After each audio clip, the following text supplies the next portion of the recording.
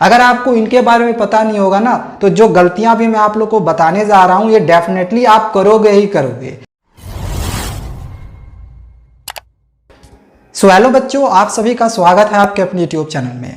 यदि आप अभी क्लास 10th में हो और 2024 में आपकी सीबीएसई क्लास 10th की बोर्ड परीक्षा है, तो इस वीडियो को आप पूरा शुरू से लास्ट तक देखते रहना, क्योंकि आज मैं आप लोग को बहुत सारी ऐसी इंपॉर्टेंट चीज़ों के बारे में बताने जा रहा हूं जो कि हर एक स्टूडेंट्स को पता होना चाहिए। अगर आपको इनके बारे में पता नहीं होगा ना, तो जो गलतियां भी मैं आप लोग को बताने जा रहा हूं ये डेफिनेटली आप करोगे ही करोगे। ऐसा हर साल देखा जाता है कि बच्चे इन गलतियों को कर ही देते हैं, लेकिन हाँ, जिनको पता होता है वो नहीं करते हैं। तो आप इन गलतियों को ना दोहराओ, इसीलिए मैं आप लोग के लिए पहले से ही ये वीडियो लेकर आया हूँ।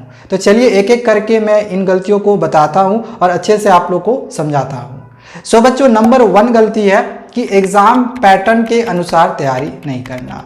देखो, ऐसा हर साल देखा जाता है कि बच्चे बिना एग्जाम पैटर्न जाने ही बस अपना पढ़ना शुरू कर देते हैं। उनको कुछ भी नहीं पता होता है कि क्वेश्चंस कैसा आने वाला है, एग्जाम का पैटर्न क्या रहेगा, कितने ऑब्जेक्टिव क्वेश्चंस रहेंगे, केस स्टडी बेस्ड क्वेश्चंस रहेगा या नहीं रहेगा, लॉन्ग क्वेश्चंस कितने रहेंगे नहीं रहेंगे, उनको कुछ भी आइडिया नहीं होता है। बस वो अपनी एनसीईआरटी को किताब को पढ़ रहे हैं और बस उसी को पढ़ते हुए बोर्ड परीक्षा में जागते हैं, बैठते हैं, डायरेक्ट एग्जाम देते हैं। अब इसमें होगा क्या, आप डायरेक्ट पढ़ के एनसीईआरटी पढ़ के बोर्ड परीक्षा दे रहे हो, आपको एग्जाम के पैटर्न के बारे में बिल्कुल पता नहीं होगा, डेफिनेटली आपके रिजल्ट खराब होने ही होने हैं।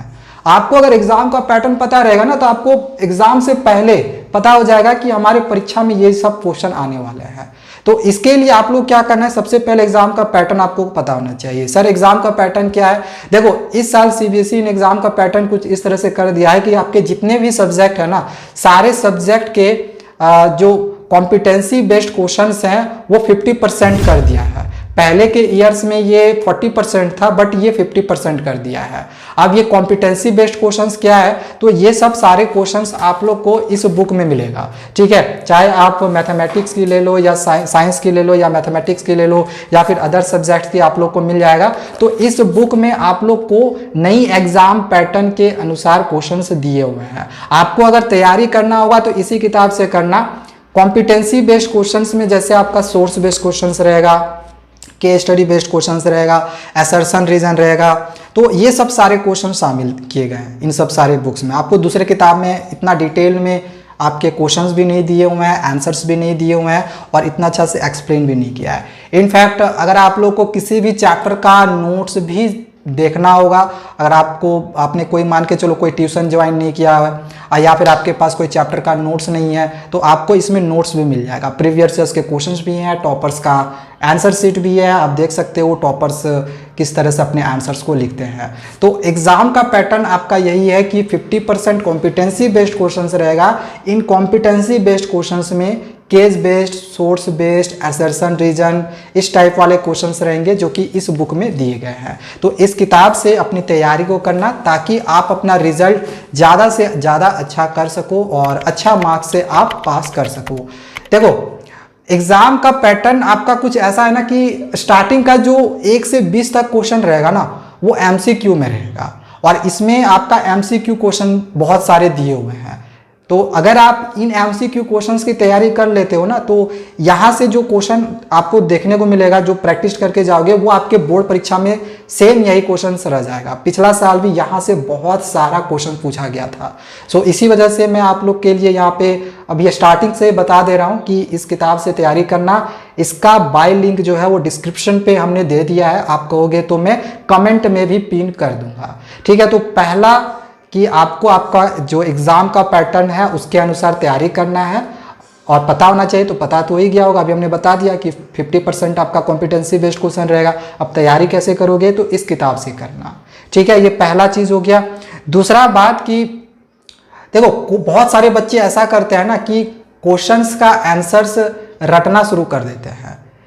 बहुत सारे बच्चे ऐसा करते हैं कि जैसे एनसीईआरटी के कुछ क्वेश्चंस हो गए, अब उनको ऐसा लगता है कि एनसीईआरटी में जो क्वेश्चन दिया हुआ है वही क्वेश्चंस हमारे बोर्ड परीक्षा में रहेंगे या फिर पूछे जाएंगे, लेकिन ऐसा होता नहीं है।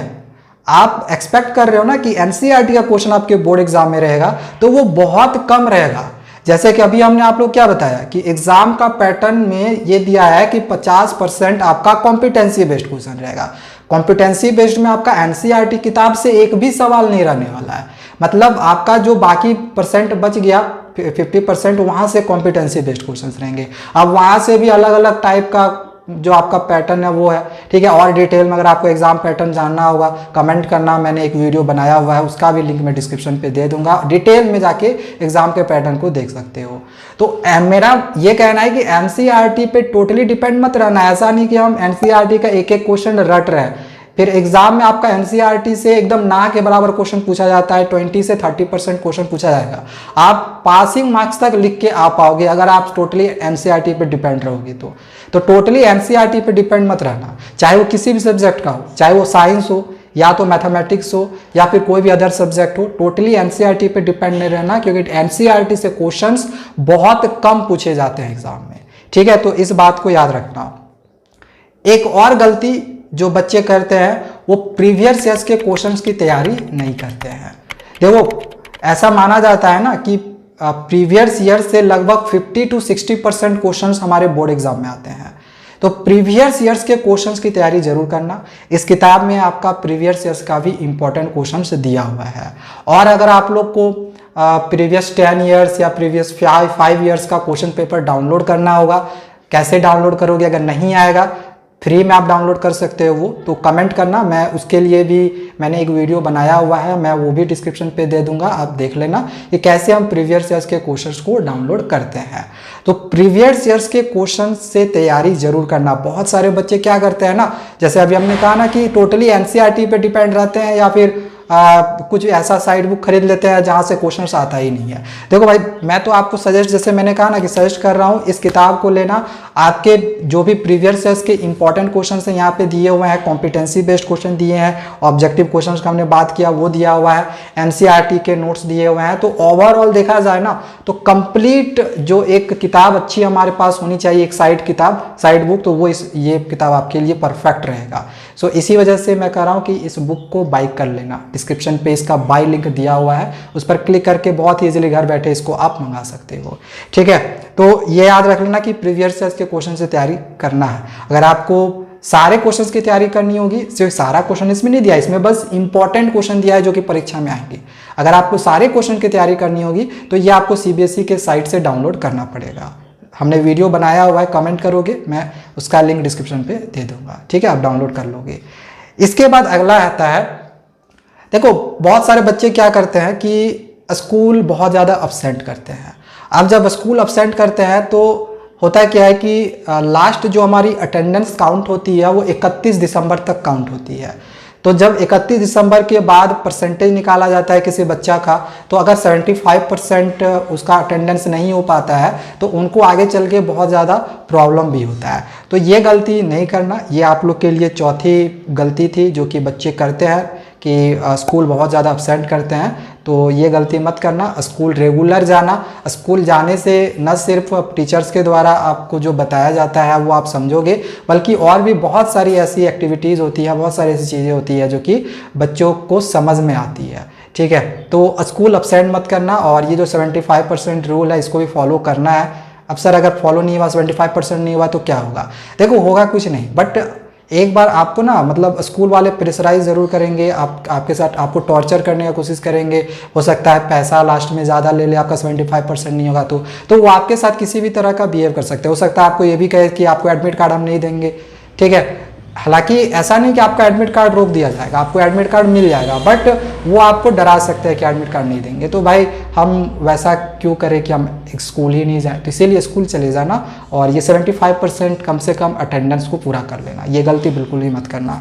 एंड लास्ट एक फाइनल गलती मैं आप लोगों को बता रहा हूँ जो कि अक्सर बच्चे ये करते हैं। देखो जब हमारी बोर्ड परीक्षा होती है ना तो उस समय अचानक से बोर्ड परीक्षा, पता है जब आपका प्री बोर्ड एग्ज़ाम शुरू होगा दिसंबर के महीने में, फिर जनवरी के महीने में दूसरा प्री बोर्ड होगा, 2 बार प्री बोर्ड होगा, फिर आपका 15 फरवरी से परीक्षा शुरू हो जाएगी।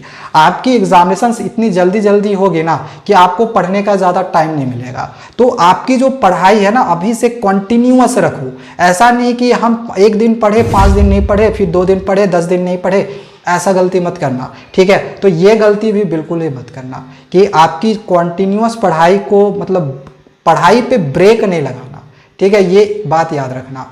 और अपने से बनाकर लिखने का कोशिश करना, क्योंकि हो सकता है कि आपके परीक्षा में जो क्वेश्चन पूछा जाए आपने इससे पहले उस आंसर्स को कभी याद ही नहीं किया हो। याद करके तो जाना ही नहीं है एग्जाम में। एग्जाम में कभी भी जो टॉपर्स होते हैं ना, वो आंसर याद करके नहीं जाते, वो चैप्टर्स को समझ के जाते हैं। तो आप क्वेश्चंस को रटना नहीं है, क्वेश्चन रटना नहीं, बल्कि क्वेश्चंस को समझ के जाना और घर पर प्रैक्टिस करते रहना कि बना के हम कैसे लिख सकते हैं। जैसे कोई भी एक क्वेश्चन लेना, जो लॉन्ग क्वेश्चन हो, शॉर्ट क्वेश्चन तो याद करना है, जो 1-1 मार्क्स वाले क्वेश्चन है उनको तो याद करना है, लेकिन क्वेश्चन जो आपका 3 मार्क्स में रहेगा, जो आपका 5 मार्क्स में रहेगा, उसको बना के खुद से बनाने का प्रैक्टिस करना है। खास करके ये इंग्लिश और सोशल साइंस में आपका काम देगा, और साइंस में भी बना के लिखने अगर किसी स्टूडेंट्स को नहीं आता है तो फिर उनके मार्क्स डेफिनेटली कटते ही कटते हैं। अब ऐसा नहीं है कि हम कुछ भी लिख दिए, अगर आपने चैप्टर समझा है तो उस चैप्टर से रिलेटेड आप बना के खुद से लिख सकते हो।